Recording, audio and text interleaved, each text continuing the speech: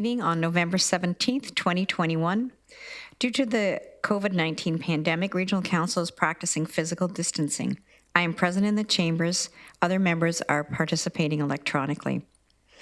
I would like to acknowledge that the land on which we gather virtually today is a traditional territory of the Haudenosaunee, Anishinaabe, and the Neutral people.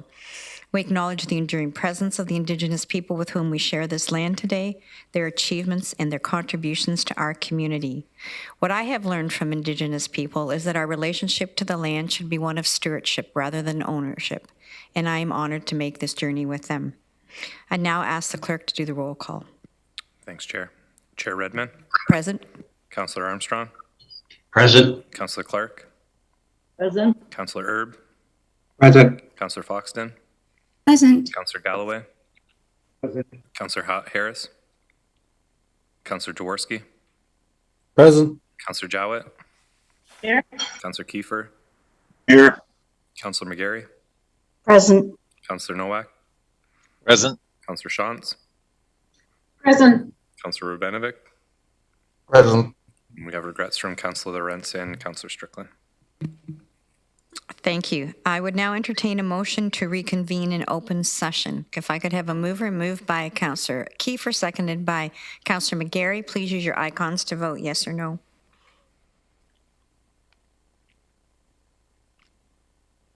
That is carried. We have now convened as the Board of Health. Are there any declarations of pecuniary interest under the Municipal Conflict of Interest Act? Seeing none, and we have no delegations, so I would turn to Dr. Wang, our Medical Officer of Health, for an update on COVID-19. Welcome, Dr. Wang. Thank you, Chair Redmond, and good evening, councillors. So Kathy will project my slides. Thank you, Kathy. I have 3 slides, and we'll go to the first one, which I just review the key messages. So, 1, we have seen our case rates rise over the first 2 weeks of November as people are having more social contact and spending more time indoors in close contact and with less or no public health precautions. 2, COVID-19 continues to circulate in our community, and we all must act as if we could come into contact with it anywhere. And 3, multiple layers of protection are essential to limit and control the spread of COVID-19. Next slide, please. So regarding our trends, we have seen our case rates rise over the first 2 weeks of November. Case rates have also risen across many other areas in Ontario. Ontario has paused further reopening as a result. Our weekly case rate sits at approximately 31 cases per 100,000 per week, which is unchanged from late last week. We are managing 209 active cases and 14 active outbreaks. As is expected with more cases, we are declaring more outbreaks, but these remain in general relatively limited. We are also seeing less impacts than before in long-term care and retirement homes, which we think is due to increasing staff immunization and the recent rollout of 3rd doses for residents in these settings. This is good news. Also, as expected, we are seeing some increase in hospitalizations. Although the numbers reported on our dashboard are the numbers that are reported to the province by the hospitals, we have to remember that they only represent infectious cases and that COVID-19 patients often stay much longer in the hospital than just while they're infectious, adding to a hospital's burden. The hospitals also remain very, very busy due to increasing non-COVID demands as well. We will continue to watch this indicator closely. We are seeing more cases as a result of household and social contacts, and most cases continue to be among the unimmunized. People are having more social contact and spending more time indoors in close contact, and with less or no public health precautions. According to the latest Ontario data, those who are unimmunized continue to be many times more likely to be infected and many more times more likely to develop serious illness. Since the immunization program began and until November the 9th, 2021, it is estimated that COVID-19 vaccines have prevented over 8,200 cases, 157 deaths, and 895 cases with severe outcomes in Waterloo region alone. Next slide, please. COVID-19 continues to circulate in our community, and we all must act as if we could come into contact with it anywhere. Vaccination is the strongest tool we have available, but it isn't the only tool we need to employ. We all must continue to practice public health precautions to protect against the spread of COVID-19. Even if you are fully immunized, public health precautions work to further reduce your risk. Multiple layers of protection are essential at limiting and controlling the spread of COVID-19. Get vaccinated and get your booster dose once you are eligible. Wear a mask or face covering in all indoor public spaces.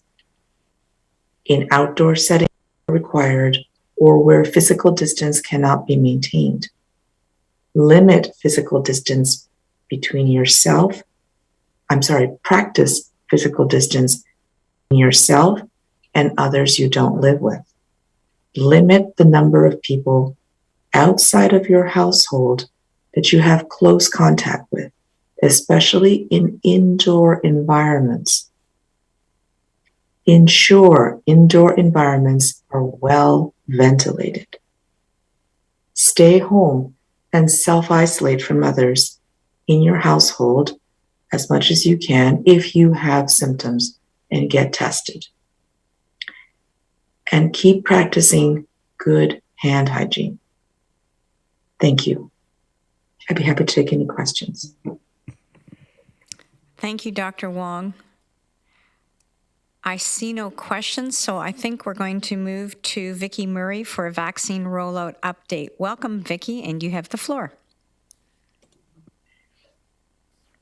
Thank you, Chair Redmond, and good evening, everyone.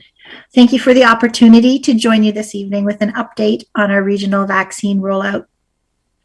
As of today at 1:30 p.m., our regional vaccine dashboard shows that the region of Waterloo has vaccinated 91.75% of eligible 12+ residents with the first dose, and 88.91% of eligible 12+ residents are fully vaccinated with 2 doses. We have also given 13,217 third doses in Waterloo region. Our regional vaccine clinics have ramped up to be able to provide third doses for the increased list of eligible people, and also to be ready for potential approval of children's doses. We're very glad to have Pine Bush ramp up to 5 days a week and have Wellesley reopen Tuesday and Thursday evenings and weekends. With the addition of extra appointments at Boardwalk, we have capacity to give over 12,000 doses per week at regional vaccine clinics. As well, our primary care partners and community pharmacies are also providing vaccination. So there are many opportunities for people to get COVID vaccine. As mentioned last week at the community update, the current uptake of third dose booster doses has been slower than expected. We have hundreds of appointments available at our clinics, and we encourage anyone who is eligible to get their dose to get it as soon as possible. Third doses are being offered to increase protection, to prevent infection, and to prevent outbreaks in vulnerable populations. Planning for children's doses is progressing well, as we are waiting on approval of the latest Pfizer submission to Health Canada. When children's doses are approved, they will be our priority, and we have prepared our staff and our clinics to be able to provide family-friendly ways to vaccinate the 5 to 11-year-old age group. We estimate that we will have approximately 48,000 children between ages 5 to 11 years old eligible for vaccine once approved. Survey data of parents in Ontario suggests that 50 to 70% of parents are eager to get their children vaccinated. This translates to about 24,000 to 34,000 eager doses for us to give. By prioritizing these first doses for children, we hope to be able to complete the first rush of children's vaccinations in approximately 2 and maybe 2.5, 3 weeks, and then to be able to continue to provide a variety of vaccination options that will make vaccine easily accessible for all Waterloo Region children. We've been working with our school boards, and we are finalizing plans to hold after school and weekend vaccine clinics at schools across our region. I would encourage parents to check out the Region of Waterloo Children's Vaccine webpage for information on safe vaccination for children. We are adding resources and education to that webpage to help parents get the answers they need, and we will continue adding information and education to help inform decisions. At this time, I would also like to share that we are updating our regional vaccine dashboard to utilize the most accurate population data that is available. We've taken time to evaluate and analyze recent population data, and we are now ready to update our dashboard accordingly. As part of this process, we recognize that there is no perfect measure of population. Population estimates are dynamic and constantly changing. On Friday, November 19th at 1:30, when our daily vaccine dashboard is updated, we will begin reporting our vaccination status using 2 new methods. 1, we will be updating our population denominator to the Statistics Canada 2020 estimates, which include non-permanent residents living in Waterloo Region and reflects our rapidly growing community. This will move us from a population denominator of 588,878 to a population denominator of 605,232. We will also change the way we calculate vaccine coverage by age group. Instead of reporting age groups by age at time of vaccination, we are changing our methodology to assign an individual to an age group based on their year of birth. This method is more robust and accurate for assessing vaccine coverage by age group over time, and it is consistent with how we assess vaccine coverage among school-age children. A person's year of birth does not change, but their age does. So this keeps our age groups together as a cohort. These 2 changes will impact the values reported on our vaccine dashboard. Most values for percentage vaccinated will decrease with these changes. Of note, the population denominator originally used for local coverage reporting intentionally adjusted for lower post-secondary attendance as a result of COVID-19, and it excluded all students from outside the region, including international students. The new denominator will reflect the addition of these populations, and it will be seen as a noticeable decrease in the vaccination rate of the 18 to 29 age group. The change in how we report age groups will cause a decrease in vaccination values for the 12 to 17-year-old age group and will increase vaccination of our oldest age groups. But we do feel this more accurately reflects our vaccination progress over time. Using current updated information, we are striving for the best measure, and we'll continue to monitor our dashboard to make sure it is updated as data and information evolve. I'd like to thank everyone who has gotten vaccinated and continue to urge everyone to get any outstanding doses, first, second, or third doses. Currently, approximately 140 people are getting their first doses each. It is important and essential to increase this number and to continue to increase vaccine coverage for our community, making it safer for all of us. Thank you, everyone, for your support. Thank you so much, Vicki. And before I go to the speakers list, Councillor Galloway, I just have to say, every time we talk to the epidemiologists and we talk about what's going on the dashboard, I always know that you'll be very interested, because I think you're one of the people that go at 1:30 every day to see what the update is. Councillor Clark. Thanks, Chair. Back when vaccinations first started becoming available, we talked about 90% of the population being vaccinated as the sort of magic number for herd immunity, if that's the term we're still using. Are we thinking that's still the number we're trying to reach, or has the research changed? Reach and exceed, I will say. Do you want me to attempt that, Vicki? Yeah, I wasn't sure if you wanted to go, or if you want me to. Why don't you start, and if I can help, Sure. I will. Sure, thanks.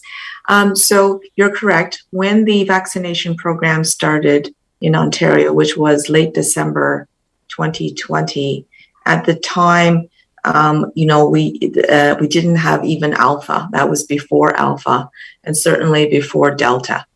And so at the time, the province had set some parameters for reopening. Well, actually not at that time, but later on, towards the beginning of summer 2021, they had set some parameters for reopening that were based on Delta, which was the way that they had. Oh, I'm sorry, I'm a little bit tired today. that was based on Alpha, which was the wave that they had that we had just experienced. And so then as we experienced Delta, and then the estimates about the type of population coverage that we would need got updated again. So it was lower before. It was in the 70 to 80 range for Alpha, and for Delta it is at least 90%, if not higher. And that is 90% not of all of those that are eligible, but of the entire population. Vicki, do you want to add anything? I think, thank you very much, Dr. Wang. I think that was a great answer, and I really appreciate the question. Only thing I would add is the importance of that last comment, right? Where right now we only have the 12 plus population is eligible. And it's very important to be able to look at our population as a whole. It's one of the reasons that we are, very enthusiastically waiting for approval of children's doses for the 5 to 11 group, because that is going to add quite a number of more eligible residents to our population. Councillor Clark, do you have another question? Oh, that's great. Thank you. Thank you. Councillor Kiefer. Thank you, Madam Chair. Thanks, Dr. Wang, and thanks, Vicki. My question is that I'm eager to go for my third shot, and it was June the 9th that I had my second shot. So I think the spread is far enough, is it not, for me to apply? And can I apply, is the question? You know what? I'm quite sure the spread is far enough, but I would want to double check it. We do have a little dose calculator right on the booking website, so you can put June the 9th in, and it will tell you when you're eligible. My guess is that's going to put you eligible around November 24th. So I would encourage you to check out the booking website, put that date in. It will tell you when you are eligible, and then you will be able to book quite easily, because there's lots of appointments open. I think this is a good opportunity as well for me to just extrapolate a little bit, that we talk about 6 months, and the eligibility for second doses is 6 months after the second dose. So in terms of keeping track of this from a vaccine point of view, we're counting our months as 28 days. And so that's why it is 168 days. And so that is really a little less than 6 months, but it is 168 days that we are working with. Okay, that's great. And I have another question with regards to the 5-year-old to 11-year-olds. I've got 2 grandkids in that age bracket. My daughter is a teacher, and she's in the Waterloo region, but they live outside of the Waterloo region.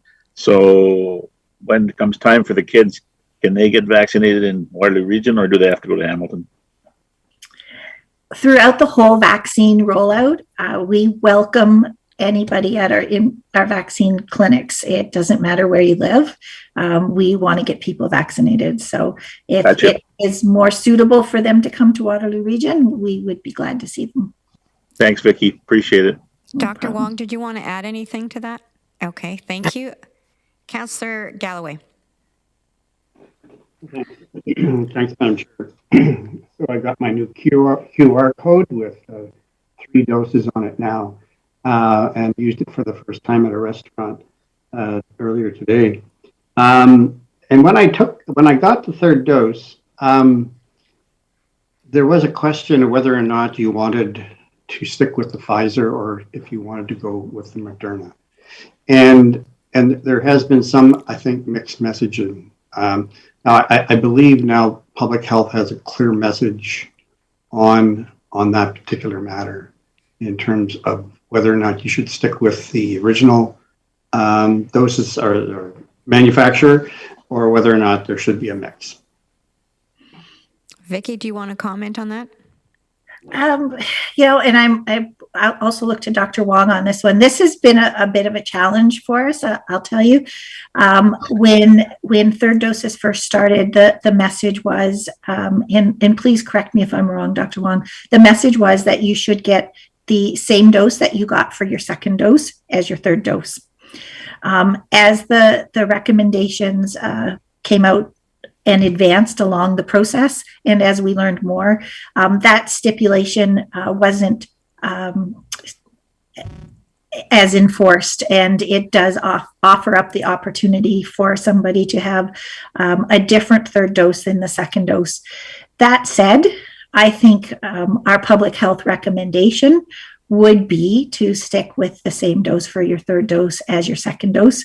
But the recommendations do change as we learn and we get more information. Dr. Wang? Yeah, I might just add that actually they are continually evolving, because now the recommendation, which was exactly as Vicki had said before,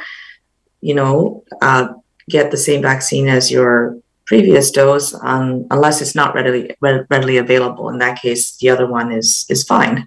And now the official recommendation from both levels of government is any of the mRNA vaccines is fine. So there isn't no longer that preferential recommendation for the same vaccine. And that has actually changed as since the 3rd dose has rolled out, and that's just been a recent change. And so this is we have just I can confirm that we have updated the protocols for the clinics, such that we can provide this latest recommendation, which is that either one of them is very good as a 3rd dose.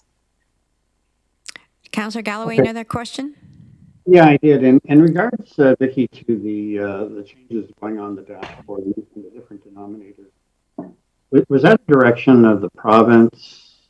Are we going to see all public health units migrating to that system, so that when you compare rates from one public health unit to another, it's an apples and apples comparison, or is this something we're doing on our own? At this time, this is something we are doing on our own.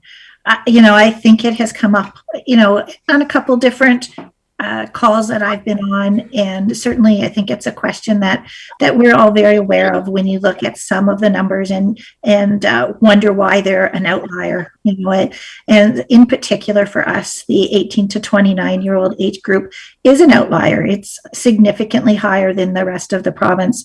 So, we did want to take a look at that ourselves and to make sure that we are trying to understand where the data is coming from.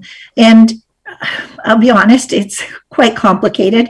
The epidemiologist had to explain it to me about half a dozen times, and I'm still probably not the best at explaining it. But we do know that population is changing all the time, so that we need to keep looking at it. And we're making this change, but we will continue to look at it. And if we find more data that is a better representation of our population, we will change again. Our goal is to have the most accurate data available. And so that's why we're making this change. It's possible in the future that there'll be other changes at other health units, but for us, we're doing this right now because we want to have the most up-to-date and accurate information that we can. Dr. Wang, did you want to add something? Yeah, I just wanted to add that even at the provincial level, there are 3 sources of percentages. So there is inconsistency even at the provincial level. I think it reflects the difficulty in being certain of what is the best estimate, because there are different sources and there are strengths and limitations with each.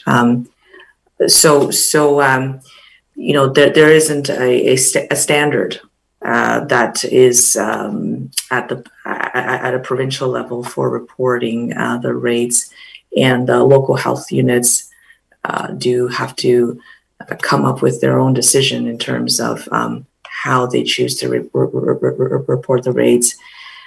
So as Vicky said, we reviewed this and we wanted to have rates that we felt better reflected, what our current situation is, and so that's why we proceeded this way. And I anticipate this is something maybe that is being looked at the provincial level, and as they do their reviews as well when new data comes in.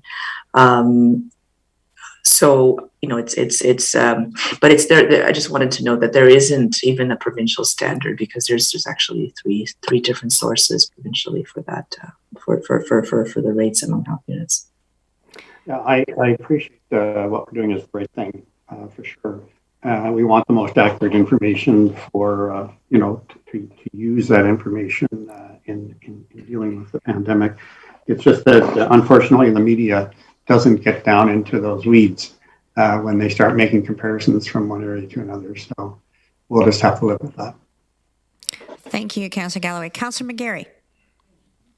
Thank you, Madam Chair. And through you, I just had a question regarding parental attitudes about their willingness to vaccinate their 5 to 11-year-olds.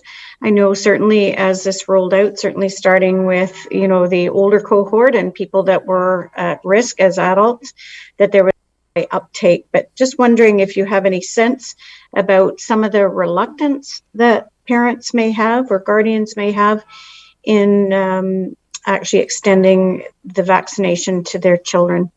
Thank you. Vicky, do you want to take a shot at this? Absolutely. Thank you. I think that's a great question, and it's top of mind to all of us right now. We're very fortunate to have the University of Waterloo so close to us, and they recently have done a survey collecting data across Ontario on how parents feel about getting their children vaccinated. And so they have been able to share some of that information with us, and it's truly helping us to plan for our clinics and the numbers we're looking at. When we originally looked at this, we thought that it might be about a 30-30-30 split, that about 30% of people would rush out and get it eagerly, that or get the dose eagerly for their children, that 30% would get it, but might take a little longer. And then that 30% would be hesitant. But the information from the U of W survey does seem to suggest that the number is going to be higher, that 50 to 70% are going to be quite eager to get their children vaccinated. And, I think that makes us all feel very, very positive, and we're looking forward to seeing those children at the clinic. We're also trying to provide as much information as we can for parents and families ahead of time.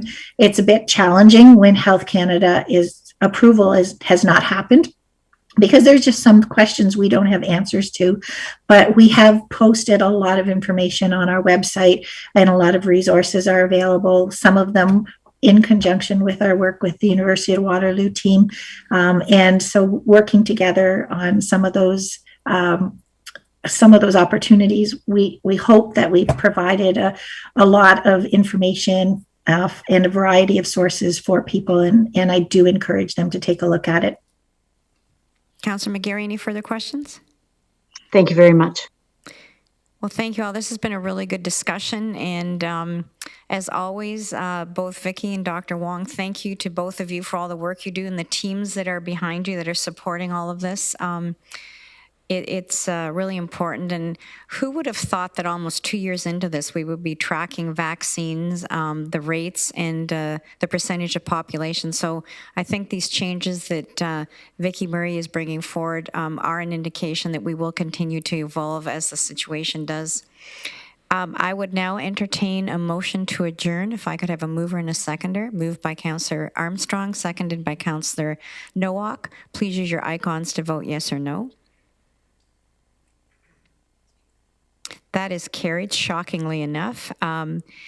We are to start our council meeting at 7, but we are going to need about 5 minutes to switch over to webcast. So you can turn your cameras off and finish your dinner.